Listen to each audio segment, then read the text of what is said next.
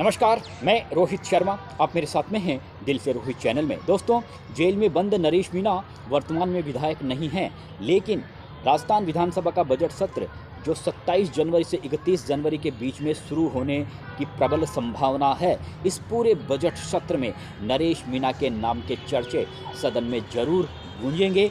इसमें मैं आगे विस्तार से थोड़ा प्रकाश डालूंगा और भी बहुत से मुद्दे हैं जिनके बारे में मैं चर्चा करूंगा, क्योंकि आज करौली के मासलपुर में भी गुर्जरों की एक बड़ी सभा हो रही है। उस सभा में क्या चल रहा है उसके बारे में भी मैं जिक्र करूंगा। लेकिन इससे पहले हिंदुस्तान के क्रिकेट प्रेमियों को और हिंदुस्तान के क्रिकेटरों को और हिंदुस्तान के क्रिकेट प्रेमियों को ही नहीं बल्कि पूरे विश्व के क्रिकेट प्रेमियों को ऑस्ट्रेलिया क्रिकेट बोर्ड ने काफ़ी हताश किया है, नाराज़ किया है। और पूरे दुनिया भर में जिस तरह से ऑस्ट्रेलिया क्रिकेट बोर्ड ने सुनील गावस्कर का अपमान किया है, गोरे काले का जो भेद जाहिर किया है, उसको लेकर पूरे विश्व के क्रिकेट प्रेमियों में ऑस्ट्रेलिया क्रिकेट बोर्ड को लेकर गहरी नाराज़गी छाई हुई है, गहरा गुस्सा छाया हुआ है। आप सबको पता है कि कल जिस तरह से ऑस्ट्रेलिया ने भारत को टेस्ट मैच में हराया और ये जो ट्रॉफ़ी थी बॉर्डर गावस्कर ट्रॉफी के नाम से जो ये मैच चल रहे थे, उसमें ऑस्ट्रेलिया विजेता बनी। और वहाँ पर उस कार्यक्रम में एलन बॉर्डर मौजूद थे, जो ऑस्ट्रेलिया के और दुनिया के अच्छे अपने ज़माने के अच्छे बल्लेबाज थे।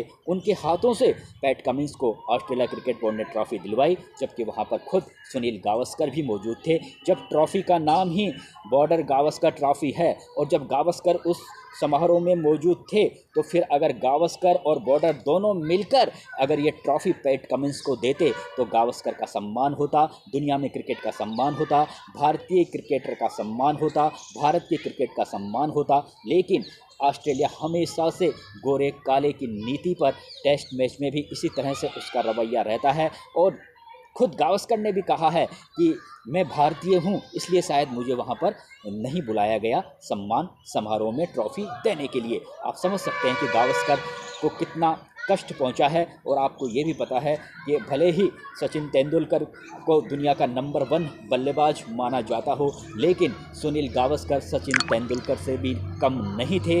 उन्होंने ऐसे ऐसे वेस्ट इंडीज़ के ज़बरदस्त तेज़ गेंदबाजों का सामना किया है अपने ज़माने में, उस तरह की गेंदबाजी आज कहीं देखने को नहीं मिलती है। गावस्कर गावस्कर थे, लेकिन जिस तरह से कल सिडनी के ग्राउंड में गावस्कर का अपमान किया गया, निश्चित रूप से भारतीय क्रिकेट कंट्रोल बोर्ड को और अंतर्राष्ट्रीय क्रिकेट परिषद को कहीं ना कहीं ऑस्ट्रेलिया क्रिकेट बोर्ड से सवाल जवाब पूछने चाहिए। जब आपने ट्रॉफ़ी का नाम ही बॉर्डर गावस्कर ट्रॉफ़ी दिया हुआ है, गावस्कर समारोह में मौजूद थे, तो अगर गावस्कर का भी उस ट्रॉफ़ी पर हाथ लगवा लेते, दोनों बॉर्डर और गावस्कर, एलन बॉर्डर और गावस्कर दोनों मिलकर अगर पैट कमिंस को ट्रॉफ़ी दे देते तो कितना बेटर होता, कितना अच्छा होता। लेकिन ऑस्ट्रेलियाई क्रिकेट बोर्ड और ऑस्ट्रेलियाई क्रिकेटरों की यही फितरत है कि वे ग्राउंड के अंदर और ग्राउंड के बाहर गोरे काले का भेद करते हैं। इसलिए इस विषय को भारतीय क्रिकेट कंट्रोल बोर्ड को काफ़ी गंभीरता से लेना होगा। ये सिर्फ अकेले सुनील गावस्कर से जुड़ा हुआ मामला नहीं है। देखिए दोस्तों, अब मैं आता हूँ मूल विषय पर। इस बार जो राजस्थान विधानसभा का जो बजट सत्र होगा, कांग्रेस पार्टी के पास में बहुत से मुद्दे हैं और कांग्रेस पार्टी ने पूरी तैयारी कर ली है अभी से कि किन किन मुद्दों को और किस तरह से विधानसभा के अंदर प्रदेश की भजनलाल सरकार को कटघरे में खड़ा करना है। बाकायदा विधायकों को अलग अलग एक तरीके से विषय दिए जाएंगे और किस तरह से इन मुद्दों को उठाना है, इसके ऊपर बाकायदा अब पूरी तरह से रणनीति भी कांग्रेस पार्टी में तैयार हो रही है। टीकाराम जूली जो प्रतिपक्ष के नेता हैं, तमाम जो कांग्रेस पार्टी के विधायक हैं, कौन सा विधायक किस मुद्दे को तार्किक ढंग से, तथ्यात्मक ढंग से उठा सकता है, इसके बारे में भी स्टडी की जा रही है। लेकिन जो ज्वलंत मुद्दे हैं, चाहे वो अभी भजनलाल सरकार ने 9 जिले खत्म किए हों, और एक सबसे बड़ा जो ज्वलंत मामला है वो समरावता वाला मामला है, इस मामले को कांग्रेस पार्टी छोड़ने वाली नहीं है। और जब समरावता कांड का जब जिक्र होगा तो निश्चित रूप से नरेश मीणा का भी जिक्र होगा। और नरेश मीणा वैसे कांग्रेस पार्टी के नेता थे, कांग्रेस पार्टी से देवली उनियारा से वो टिकट मांग रहे थे। जब उन्हें टिकट नहीं दिया तो उन्होंने कांग्रेस पार्टी से बगावत करके निर्दलीय चुनाव लड़ा। कांग्रेस पार्टी से वे निष्कासित चल रहे हैं। लेकिन कांग्रेस पार्टी के बहुत नेता, कई नेता प्रत्यक्ष और अप्रत्यक्ष रूप से नरेश मीणा के समर्थन में हमें खड़े हुए दिखाई दे रहे हैं, चाहे वो अशोक चांदना हो, ओम प्रकाश उल्ला हो, इंदिरा मीणा हो और सचिन पायलट हो। और भी एक बहुत लंबी फहरिस्त है कांग्रेस पार्टी के नेताओं की, जो समरावता कांड को लेकर वहां पर जिस तरह से पुलिस और जिला प्रशासन की जो कार्यशैली रही उस पर वो बराबर सवाल खड़े कर रहे हैं। सचिन पायलट ने बराबर न्यायिक जांच की मांग की है, अशोक चांदना न्यायिक जांच की मांग कर रहे हैं, प्रताप सिंह खचरियावास खुद वहां पर जाकर आए हैं, अशोक चांदना समरावता गांव में जाकर आए हैं। तमाम जो बड़े लीडर वहां पर गए हैं उन्होंने अपनी आंखों से देखा है और वहां के ग्रामीणों ने जिस तरह से शिकायत की है कि किस तरह से पुलिस और प्रशासन ने मिलकर उनके साथ में किस तरह से एक तरह से ज्यादती की है, किस तरह से उन्हें बड़े बड़े कष्ट दिए हैं, किस तरह से उनके वाहनों को जलाया गया है, किस तरह से उन्हें पीटा गया है, किस तरह से उनकी जो मोटरसाइकिल को जलाया गया है। ये तमाम जो शिकायतें वहाँ के ग्रामीणों ने कांग्रेस पार्टी के नेताओं से की है। इसलिए कांग्रेस पार्टी समरावता वाले मामले को बजट सत्र में पूरी तैयारी के साथ उठाने की रणनीति पर काम कर रही है और नरेश मीणा के मामले को भी जब समरावता का जब मामला उठेगा तो नरेश मीणा का भी मामला उठेगा। वो इस तरह से उठेगा दोस्तों कि नरेश मीणा ने जो कृत्य किया वो कृत्य स्वीकार योग्य नहीं है, लेकिन जिस तरह से वो चित्रा मीणा बार बार ये कह रही है, अभी भी कह रही है, जो भी उनसे मिलता है, चाहे वो मीडिया पर्सन मिले, चाहे कोई अधिकारी मिले और चाहे कोई राजनेता मिले, चाहे वो भाजपा का नेता मिले, चाहे कांग्रेस पार्टी का नेता मिले, हर नेता को चित्रा मीणा यही कहती है और गाँव वाले यही कहते हैं कि वहाँ पर जो SDM थे अमित चौधरी, वो जबरन उनसे वोट उन्होंने डलवाया और इसी बात का एक तरीके से वहाँ पर ग्रामीणों में इस बात को लेकर गुस्सा था। और इससे पहले नरेश मीणा को वहाँ पर ये इस बात की भी आपत्ति थी कि जो EVM मशीन थी उसमें जो नरेश मीणा का नाम और उनका जो चुनाव चिन्ह था वो थोड़ा फीका था और जो बाकी के उम्मीदवार थे उनके चुनाव चिन्ह बहुत गहरे थे, साफ दिखाई दे रहे थे, लेकिन नरेश मीणा का चुनाव चिन्ह और उनका नाम थोड़ा फीका लग रहा था। तो नरेश मीणा ने कहा कि वो किसी साजिश का शिकार हो रहे हैं तो इस मिस्टेक को दूर कीजिए, लेकिन उस मिस्टेक को दूर नहीं किया गया। एक तो इस बात को लेकर नरेश मीणा काफ़ी परेशान थे, क्योंकि निर्दलीय चुनाव लड़ रहे थे, चुनाव प्रचार में काफ़ी मेहनत की थी और उसके बाद में जिस तरह से वहाँ पर इस तरह की शिकायतें जब ग्रामीणों ने नरेश मीणा को बताई कि वहाँ पर जबरन वोट डलवाया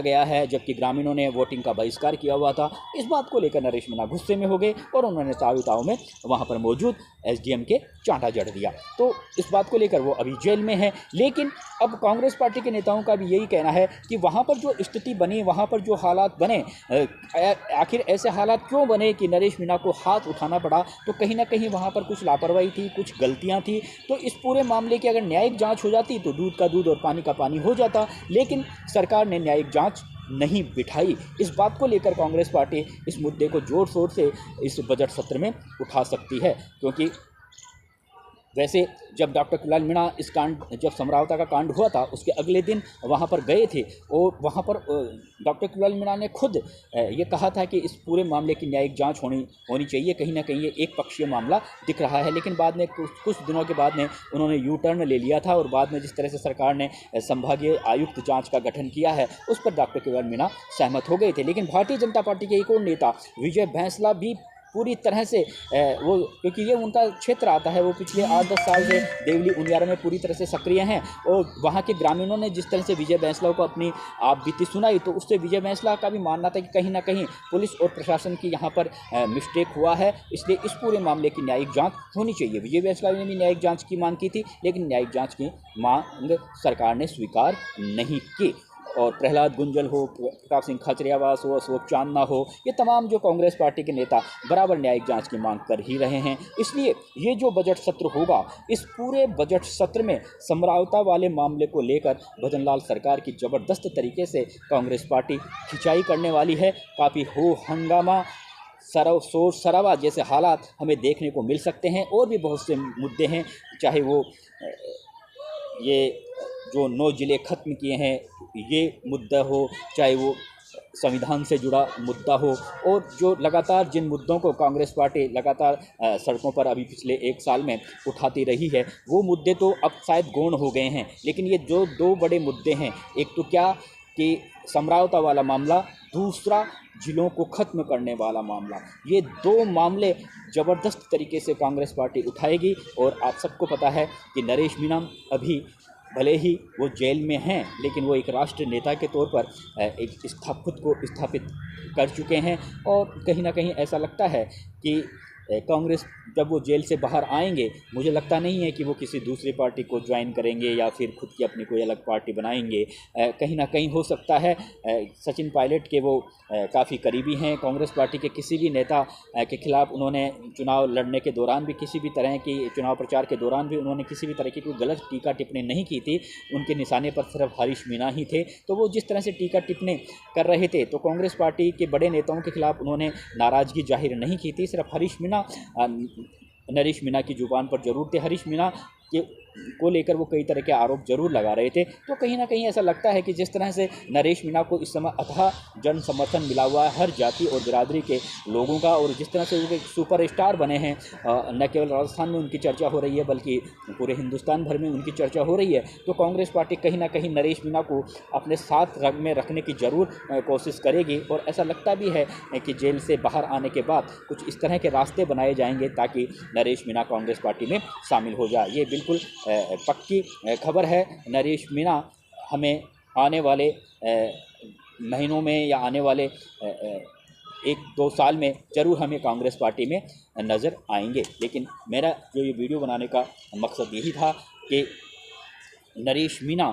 का ये जो मामला है ये अब इतना जल्दी ठंडा होने वाला नहीं है। अभी तक वो जेल में हैं। उनकी जमानत अर्जी पर भी अभी तक कोई कोर्ट की ओर से कोई पॉजिटिव रुख नहीं अपनाया गया है, और बराबर हालांकि कहा जा रहा है कि उनकी जमानत हो सकती है, लेकिन हर बार मामला थोड़ा आगे खिसकता हुआ जा रहा है। प्रहलाद गुंजल ने जयपुर में महापड़ाव की चेतावनी दे दी है, और अगर जयपुर में महापड़ाव होता है तो निश्चित रूप से भजनलाल सरकार के लिए काफ़ी एक बहुत बड़ी मुसीबत खड़ी कर देगा ये महापड़ाव, क्योंकि इसमें हर जाति और बिरादरी के लोगों का इसमें समर्थन मिला हुआ है। आज करौली के मासलपुर में एक बहुत बड़ी गुर्जरों की सभा हो रही है। अभी जब तक मैं ये वीडियो तैयार कर रहा हूँ, वहाँ पर राजस्थान के कोने कोने से वहाँ पर गुर्जरों का पहुँचना शुरू हो गया है, और इस पूरी आज की सभा में देर शाम तक एक तरीके से पूरी रणनीति तैयार की जाएगी कि किस तरह से केंद्र सरकार पर और राजस्थान की भजनलाल सरकार पर अपनी मांगों को लेकर प्रेशर बनाना है, किस तरह से हमें आंदोलन करना है। इस सारे मामले को लेकर वहां पर आज की जो बैठक हो रही है, इस बैठक में प्रहलाद खटाना जैसे नेता वहां पर पहुंच गए थे, और भी बड़े गुर्जर नेताओं के वहां पर पहुंचने की पूरी संभावना है। अगले वीडियो तक मैं आपसे विदा लेता हूं। नमस्कार दोस्तों।